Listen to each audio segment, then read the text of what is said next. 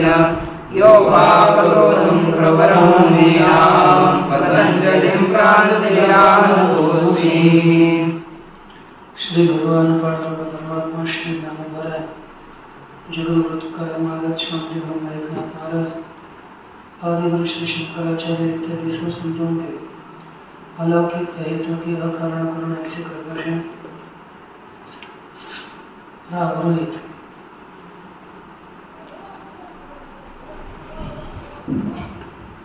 कृपा से हम लोग योग सूत्र का विचार करते हुए योग सूत्र के समाधि पाद के 11वें सूत्र तक विचार किया। यहाँ तक अभी योगानुशासन आरंभ हुआ ऐसा समझना चाहिए। योग चित्तवृत्ति निरोधन तथा दृष्टस्थानम ये कहा, और उसके बाद वृत्तियाँ 5 प्रकार की बताई गई, क्लिष्ट और अक्लिष्ट। उन्हीं वृत्तियों का ब्रह्मपन करने के लिए प्रमाण विकल्प निर्यास होता है, यह प्रमाण है। उसके बाद विपर्य है, क्या प्रमाण विपर्य है ना, प्रमाण है ना, प्रत्यक्षानुमान प्रमाण विकल्प निर्यास होता है, हो गया तो प्रमाण हो गया प्रत्यक्षानुमान प्रमाण आगे। तदनंतर प्रमाण विपर्य विपर्य देख करने बताना करवा लो, है ना। विपर्यम अत ज्ञान प्रतिष्ठम, विपर्यम अत ज्ञान प्रतिष्ठम, विपर्य मिथ्या ज्ञानम अत ध्रुव प्रतिष्ठितम। ये विपर्य बताया। तो शब्दात्मक ने अशब्द ज्ञानानुपाती वस्तु शून्य विकल्प तीसरा हो गया। इसके बाद कौन से आ गए? निद्रा। निद्रा क्या है? निद्रा और कोई फायदा नहीं, है ना, वो आदत चली नहीं जाती। स्मृति क्या चीज है बताओ?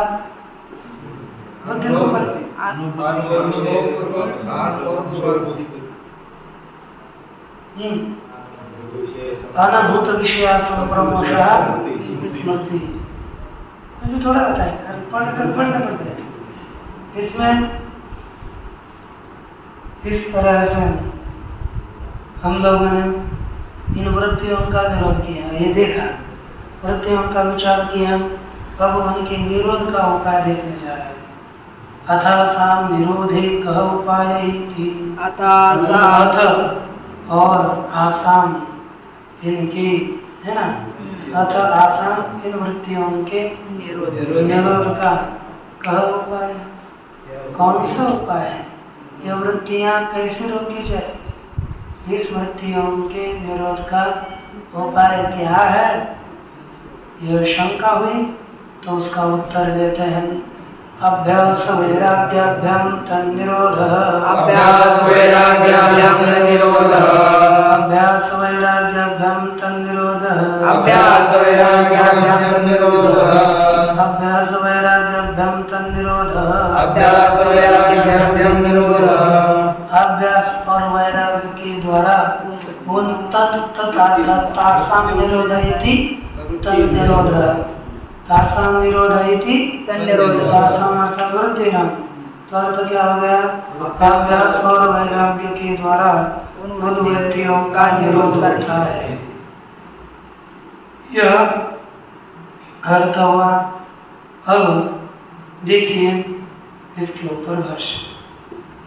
चित्त नदी नाम उभयतो वाहिनी वहति कल्याणाय वहति पापाय च। कहा चित्त नदी अर्थात, है ना, चित्त रूपी नदी है, अर्थात उभयतो वाहिनी दोनों ओर बहने वाली चित्त रूपी नदी है।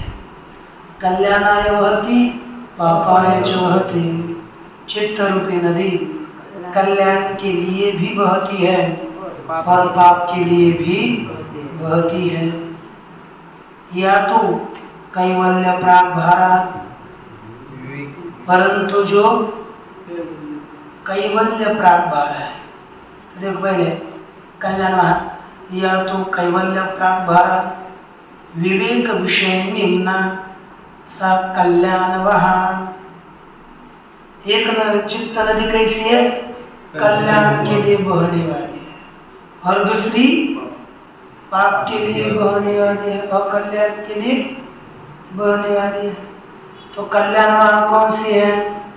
कैवल्य प्राप्त धारा, कैवल्य रूपी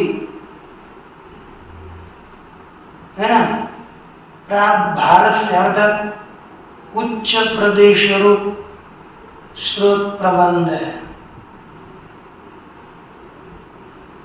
माने ये कैवल्याभिमुख यह जो नदी है विवेक विषय मार्गगामिनी है कि नहीं? निम्ना विवेक का विषय जिसको नीचे है, विवेक विषय कैसा है? नीचे, क्योंकि खालारा धागे पाने से ऐसे कभी भी नीचे की ओर ही ये बहती है। तो यहाँ पर लिखा कैवल्य प्राप्त भारा अर्थात कैवल्य रूपस्य प्राग भारस्य, कैवल्य रूपी जो पूर्व का भार है, उच्च प्रदेश रूप स्रोत प्रबंध से, उच्च प्रदेश रूप जो प्रवाह है उसके लिए कैवल्य यही नीचे का भार है, अर्थात तल देश पर्यंत वाहिनी। कैवल्य ही समझो तल प्रदेश है, वहां तक नीचे का भाग कौन है? कैवल्य, वहां तक बहने वाली है। क्यों? विवेक विषय निम्ना, विवेक विषय रूपी निम्न मार्ग में बहने वाली है।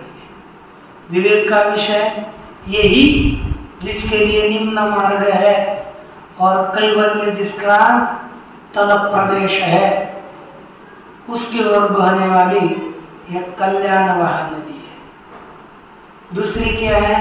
संसार प्राप्त भारा, संसार ही नीचे का भार है, स्थान है जिसका। ऐसी लिखा आगे अविवेक विषय निम्ना, अविवेक विषय ही जिसका नीचे वाला प्रदेश है।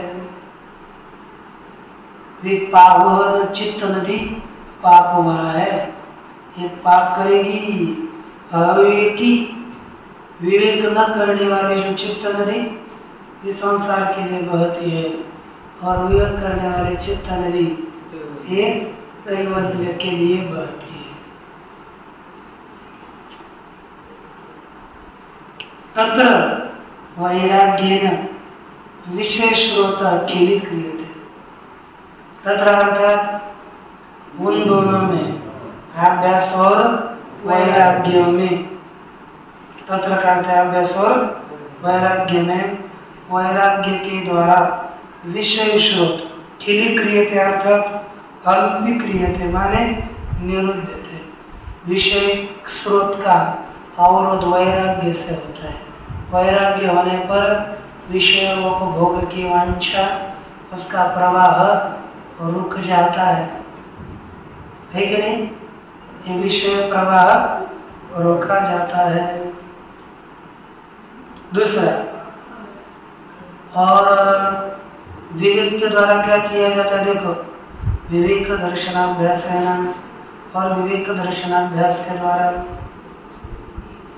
वैराग्य स्रोत उद्घाट्यते, विवेक स्रोत, विवेक दर्शन के अभ्यास के द्वारा विवेक स्रोत को खोला जाता है, प्रवर्तित किया जाता है।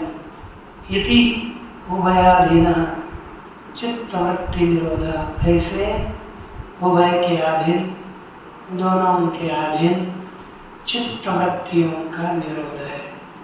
समझ में आ रहा है? हाँ, ये बहुत सीधा है।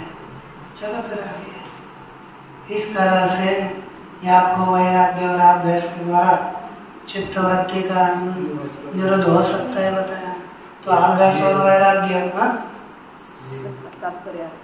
क्या इसका अर्थात अपने चित्त एक संसार की ओर जा दौड़ता है, और दूसरा परमार्थिक ओर दौड़ सकता है, तो ज़्यादातर संसार की ओर दौड़ता है। इसलिए इस चित्त को दौड़ते हुए वृत्ति को रोकना है, सब ओर से रोकना है ना, तो वह आज्ञा के द्वारा विषय के और दौड़ने वाले वृत्तियों को रोका जाता है और अभ्यास के द्वारा विवेक को उत्पन्न किया जाता है। इस तरह से इस, क्योंकि पहले तो विषय से रोकना पड़ेगा, बाद में संप्रज्ञात समाधि होगी, फिर उसको भी रोकेंगे बाद में, लेकिन इस अभ्यास और वैराग्य के द्वारा इन वृत्तियों को रोकने का प्रयास करना चाहिए, ये सिद्ध हुआ। अब फिर अभ्यास क्या चीज है? हाँ, विवेक चिंतन, विवेक करना, विवेक का विवेक विचार देखना, ये क्या है वो क्या है, विचार के द्वारा उसका विवेक का ज्ञान होना, दर्शन माने ज्ञान, विवेक के ज्ञान के द्वारा मनोविवेक की उत्पत्ति होती है। करने से जैसे जैसे करते करते रहेंगे वैसे विवेक दृढ़ होता चलता है, बढ़ता जाता है। आगे तत्र स्थितौ यत्नोऽभ्यासः, तत्र स्थितौ यत्नोऽभ्यासः, तत्र स्थितौ यत्नोऽभ्यासः, तत्र स्थितौ यत्नोऽभ्यासः, तत्र स्थितौ, उसमें स्थिति के निमित्त प्रयत्न करना अभ्यास है। उनमें अर्थात एक एक उन वृत्तियों में, दोनों वृत्ति निरोधों के उपायों में, वहां पर इसमें क्या कहते हैं? तत्र स्थितो, वहां पर उस एक में स्थिति विषयक, स्थिति के लिए जो प्रयत्न करना है वही अभ्यास है। वैराग्य अपना विवेक ही चाहिए ना, है ना। अभ्यास वैराग्य, अभ्यास और वैराग्य दिया, लेकिन हमको अभ्यास का विचार करना है, वैराग्य के द्वारा विवेक स्वर। हाँ, वैराग्य जो उस विषय में, अपने समाधि के विषय में देखो स्थित होने का प्रयास करना, यही क्या है? अभ्यास है। तत्र का अर्थ स्पष्ट नहीं किया तो देखो, हाँ, उस निर्वाध स्थिति को प्राप्त करने के लिए प्रयास करना यही अभ्यास है। तो देखो अभ्यास कैसा होता है आगे।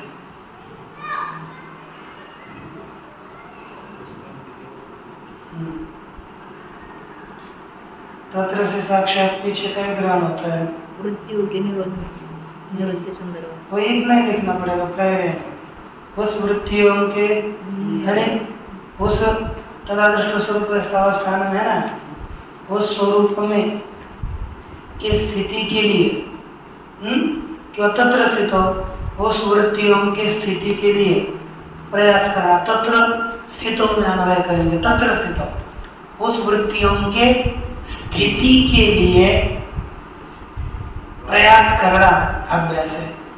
स्थिर रहने के लिए प्रयास करना ही अभ्यास है। यह अभ्यास देखो आगे क्या कहते हैं। चित्तस्य अवृत्तिकस्य प्रशांत वाहिता स्थिति। देखो अवृत्तिकस्य चित्तस्य वृत्ति रहित चित्त की, अर्थात राजस तामस वृत्ति रहित चित्त की प्रशांत वाहिता, अर्थात शांत तरह से अतिशय शुद्ध बहना, विमल सात्विक तदनुकूल सात्विक वृत्ति की जो प्रवाहिता है वही स्थिति है। अर्थात अवृत्ति चित्त की प्रशांत वाहिता एक स्थिति है। सात्विक बहना, वृत्ति का सात्विक रूप से बहना, यह स्थिति है अवृत्ति चित्त की। तदर्थ प्रयत्न, उसके लिए सात्विक चित्त वृत्ति होने के लिए प्रयास करना, प्रयत्न है ना। माने वीर्यम उत्साह। अभी तक सूत्र का कभी व्याख्यान नहीं किया था, अब सूत्र का व्याख्यान कर रहे हैं। ये स्थिति क्या चीज है? अवृत्ति चित्त की प्रशांत स्थिति है, उसके लिए प्रयत्न करना, अर्थात वीर्यम उत्साहित हो, तत्संपिपादयिषया उसको ही उसी सात्विक वृत्ति को संपादन करने की इच्छा से तत्साधनानुष्ठानम है ना, उसी वृत्ति के स्थिति के साधन का अनुष्ठान करना ही अभ्यास है। बस स्थिति को सात्विक वृत्ति का प्रयास करना, यही तत्साधन से अनुष्ठानम अभ्यास है। इस वृत्ति के साधन का अनुष्ठान करना अभ्यास बताया गया। तो ये अभ्यास कब करना है? जैसे अमर पहले दिन में पाठ में आ गया, दूसरे दिन में आ गया, और 15 सूत्र होने के बाद आया, है ना?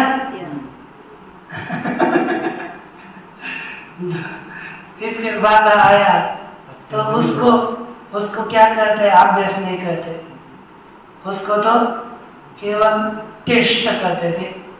वो अभ्यास वाला आदमी नहीं, वो अभ्यास जीवन में कर नहीं सकता जो अभ्यास से डरता है। सतु अभ्यास कैसे होना चाहिए तो बता रहे हैं। सतु दीर्घ काल नैरंतर्य सत्कार सेवितो दृढ़भूमि सतु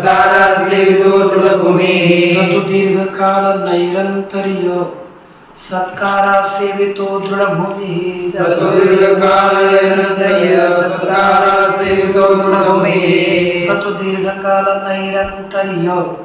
सत्कार सेवितो दृढ़भूमि सतु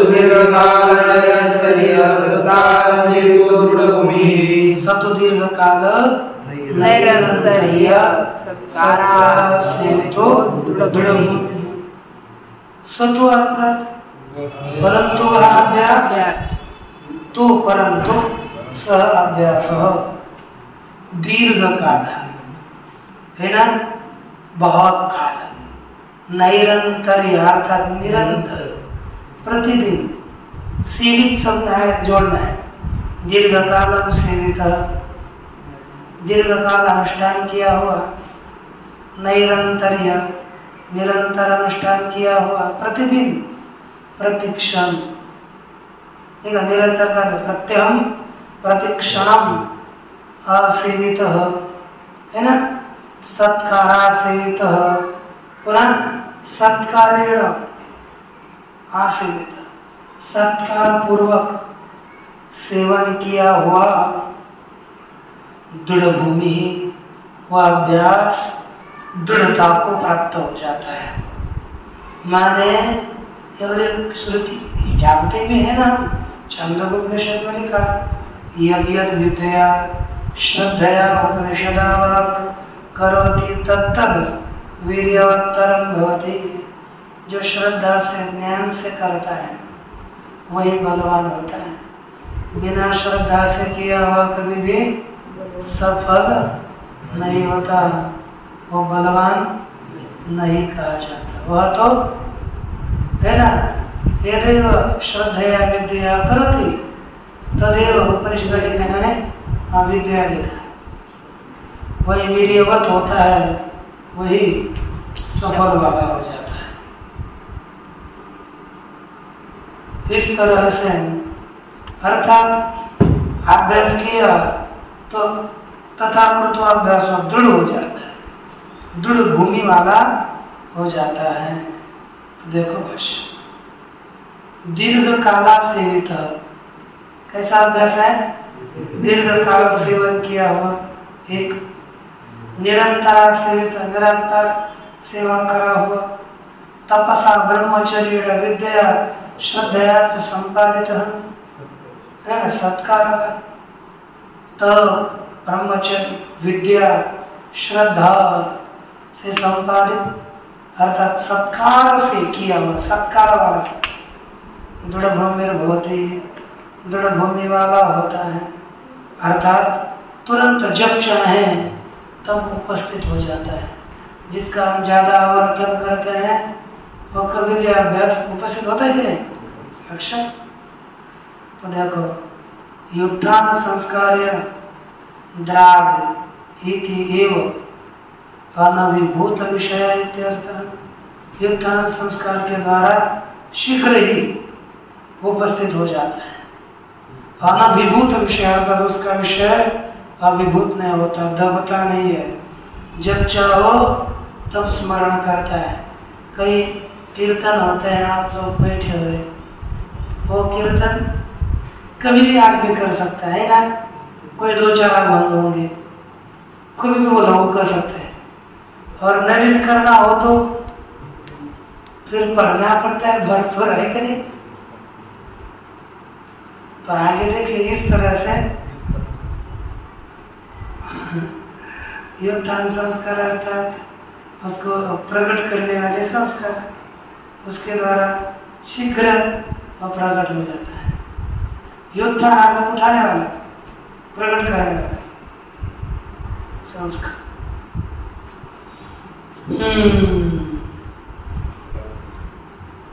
देखो आगे, दृष्टा, आप ये वैराग्य क्या चीज है? अभ्यास बताया। वैराग्य कहते हैं दृष्टानुश्रविक विषय वितृष्णस्य दृष्टानुश्रविक विषय वितृष्णस्य वशीकार संज्ञा वैराग्यम वशीकार संज्ञा वैराग्यम।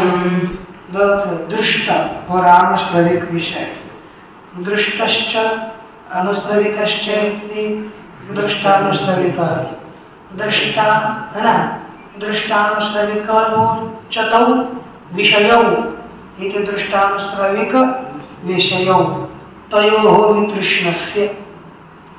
अब क्या होगा? विषय दोनों के साथ जोड़ो, दृष्टा विषय वितृष्णस्य अनुश्रविक विषय वितृष्णस्य च, अर्थात जिसका दृष्ट विषय में तृष्णा नहीं है, इच्छा नहीं है, और जिसकी अनुश्रविक विषय में इच्छा नहीं है, तृष्णा नहीं, ऐसे पुरुष को वशीकार संज्ञा वैराग्यम।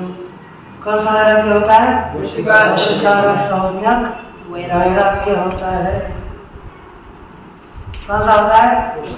वशीकार संज्ञक, जिसका इस लोक के विषय की चाह नहीं है, जिसको परलोक के विषयों की चाह नहीं है, उसका वैराग्य कौन सा है? वशीकार संज्ञा। उठना चाहिए ना ऊपर, किससे किसको छोड़ना चाहिए, है ना? पुत्रेशना है तुझे, वित्तेशना है, दुखेशना है, कितना झूठ बोलता है। अर्थ बताएंगे लेकिन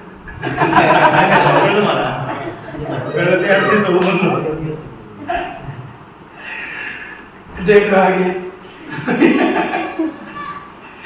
ये लीला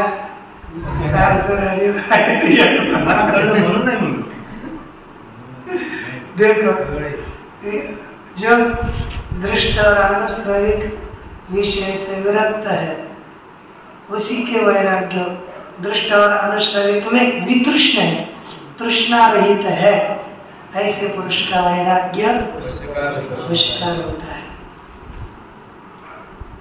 देखो आगे, स्त्रियों, देखो, स्त्रियोन्नपान ऐश्वर्यम इति दृग विषय वितृष्णस्य दृष्ट विषय वितृष्णस्य। पहला क्या हो गया? स्त्री, है ना, जिसको स्त्री नहीं चाहिए, चेतन स्त्री आदि नहीं चाहिए। दूसरा अचेतन, जिसको वस्त्र की भी इच्छा नहीं, अन्न, पान, ऐश्वर्य इति ऐसे दृष्ट विषयक वितृष्ण, इनमें से बस इसको कौन सा नहीं चाहिए? कौन सा ये पहला भी नहीं बोलेगा। देखो है ना, श्री अन्नपान ऐश्वर्यम इति, ऐसे दृष्ट विषयों में वितृष्णा हो गया, तृष्णा रहित हुआ उसका। और दूसरा स्वर्ग है ना, वैदेह्य प्रकृति लयत्व प्राप्तौ आनुश्रविक विषय। एक स्वर्ग, वैदेह्य अर्थात स्थूल सूक्ष्म देह में विराघात, विधि से लीन अवस्था भरे। किसी किसका लगेगा विधि है, दूसरा के अच्छा दे प्रकृति में लीन होना इत्यादि की प्राप्ति होने पर, ये सभी कैसे है? अनुश्रविक विषय इत्यादि अनुश्रविक विषयों की प्राप्ति में, अनुश्रविक विषय में तृष्णा रहित का, किसका? तृष्णा रहित का, दिव्य दिव्य अदिव्य विषय संप्रयोगी भी, दिव्य और अदिव्य विषयों के साथ संयोग होने पर भी, उनके लाभ होने पर भी, प्राप्ति होने पर भी चित्तस्य विषय दोष दर्शन है। विषय ऐसे विषय दोष दर्शन, चित्त विषय दोष दर्शी, विषयों में दोष देखने वाले चित्त का प्रसंख्यान बलात्, चित्त के प्रसंख्यान अर्थात संप्रज्ञा, चिंतन के बल से अनाभोगात्मिका, अनाभोगात्मिका अर्थात भोग रहित, तुच्छता ख्यातिमती लिखा। अनाभोगात्मिका का अर्थ लिखा तुच्छता ख्याति रूपी हेयोपादेय रहित जो स्थिति है वही वशीकार संज्ञा वैराग्य है। कुछ उस विषयों के उपभोग के अंतःकरण में इच्छा न हो जाए, प्राप्त होने के बाद प्राप्तो सत्यम परित्याग वैराग्यम, है ना। प्राप्त ही नहीं है तो मुझे किसी की इच्छा नहीं, किसी दी करती है ना, वो होना चाहिए। प्राप्त होने पर भी उसमें भी तृष्णा, थोड़ी लालसा नहीं होनी चाहिए, तो वैराग्य होता है कि नहीं? जिज्ञासा रहती। ये तो जिज्ञासा नहीं, ये जिज्ञासा मरियल वैराग्य और जिज्ञासा इसमें क्या कहते हैं? वो वैराग्य का संबंध नहीं है, लवलेश है कि नहीं? वैराग्याचीच आसक्ती विषयों की आसक्ती।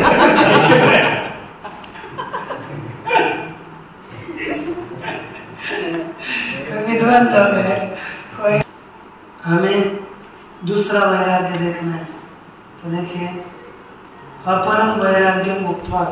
अभी जो वैराग्य बताया ना वो कौन सा है? वशीकार वैराग्य, वशीकार। और अब बताना है पर वैराग्य।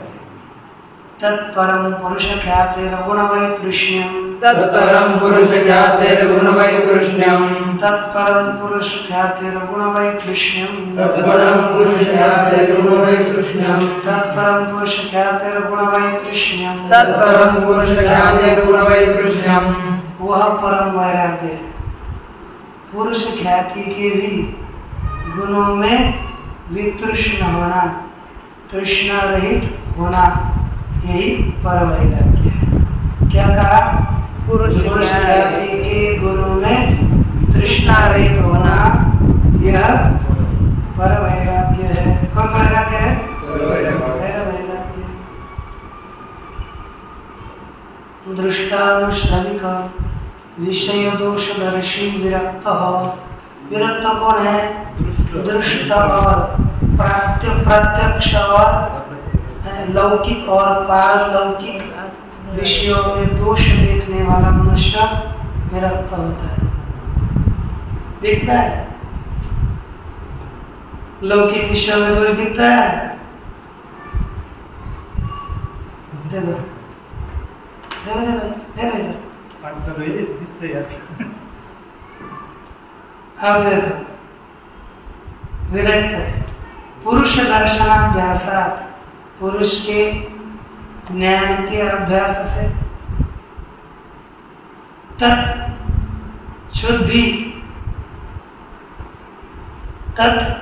शुद्धि प्रविवेकाप्यायित बुद्धि गुणे बुद्धि क्या लिखा? पुरुष के दर्शन के अभ्यास से शुद्धि प्रविवेकाप्यायित बुद्धि, शुद्धि और क्या लिखा? तस्य, तस्य अर्थात तत्शुद्धि लिखा ना, तो तस्य के लिए दर्शन से शुद्धि, ज्ञान की शुद्धि, तस्या प्रविवेक, उस शुद्धि का विवेक, अर्थात प्रविवेक लिखा ना, अतिशय उत्कृष्ट स्थिति, विवेक की उत्कृष्ट स्थिति, इनसे आप्यायिता कृतकृत्या बुद्धि, कृतकृत्य हुई बुद्धि के गुणों से, व्यक्ताव्यक्त धर्म के व्यक्त और अव्यक्त धर्म वाले गुणों से, लौकिक अलौकिक ज्ञान क्रिया रूप व्यक्त धर्मों से और विधेय प्रकृति रूप अव्यक्त धर्म रूपी गुणों से विरक्त हो जाता है। अर्थात सभी से इसकी बुद्धि विरक्त हो जाती है। इति तद वैराग्यम, उसी को कहते हैं वैराग्य। तद द्वयम वैराग्यम, वह दो प्रकार का वैराग्य है। तत्र यदुत्तरम, उसमें दो प्रकार का पर वैराग्य और अपर वैराग्य। उनमें जो दूसरा वैराग्य है पर वैराग्य, तज्ज्ञान प्रसाद मात्र, वो केवल ज्ञान के प्रसाद से होने वाला है। यस्य उदय, जिस पर वैराग्य की उत्पत्ति होने पर प्रत्युदित ख्यातिरेव मन्यते, क्या होता है? प्रत्युदित अविप्लुत विषयक है ना, अविप्लुत विवेक ख्याति, अर्थात जिसका विवेक कभी दबता नहीं है, ऐसी विवेक ख्याति उसे मानी जाती है। प्राप्तम प्रापणीय, प्राप्त को प्राप्त करना चाहिए। क्षीणा क्षेत्र क्षीण होना कहीं क्षय करना चाहिए। क्लेशा है कि नहीं? क्षीण क्लेशों का क्षय करना चाहिए। छिन्न श्लिष्ट पर्वा, छिन्न तोड़ा हुआ जिसके पर्व बचे हुए हैं। आगे भव संक्रमण, जन्म संक्रम वाला, जन्मारंभ क्रम वाला। यस्य अविच्छेदा, जिसके अविच्छेद से जनित्वा उत्पन्न होकर म्रियते, मरता है। मृत्वा च जायते, मर के उत्पन्न होता है। मृत कर मर के पुनः उत्पन्न होता है। ज्ञान सेव परा काष्ठा वैराग्यम, ऐसे ज्ञान की परम काष्ठा वैराग्य। तस्य वही नामतरिकम कैवल्यम, इसी परम वैराग्य के अव्यवहितोत्तरवर्ती कैवल्य मोक्ष की प्राप्ति हो जाती है। यह समझ लीजिए। और इसके बाद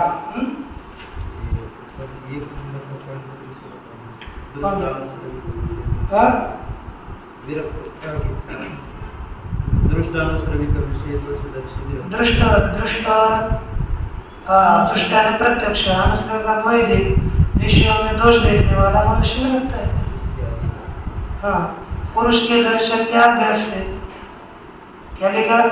पुरुष दर्शनाभ्यासात् शुद्धि प्रविवेकाप्यायित बुद्धि गुणेभ्यो व्यक्त धर्मेभ्यो विरक्त है।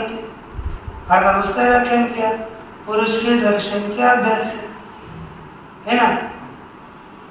जो आत्मदर्शन का अभ्यास है उससे अर्थात विवेकाभ्यास से, पुरुष दर्शन अभ्यास नहीं क्या, विवेकाभ्यास से आगे तत्शुद्धि, तत्शुद्धि का तत्सिद्धि प्रविवेकाप्ययित बुद्धि अर्थात तत्स्य शुद्धि, उस ज्ञान की शुद्धि और उस शुद्धि का विवेक, इनके दोनों का, इन दोनों के द्वारा आप्यायित युक्त बुद्धि किस क्या होती है, युक्त बुद्धि वाला पुरुष। बुद्धि अर्थात युक्त है बुद्धि जिसके ऐसा पुरुष गुणेभ्यो व्यक्त व्यक्त धर्म के भ्यो, व्यक्त और अव्यक्त धर्म वाले गुणों से विरक्त हो जाता है। ठीक है, तो द्वयं वैराग्य दो प्रकार का वैराग्य है। ठीक है ना। ओम पूर्णमदः पूर्णमिदं पूर्णात् पूर्णमुदच्यते पूर्णस्य पूर्णमादाय पूर्णमेवावशिष्यते।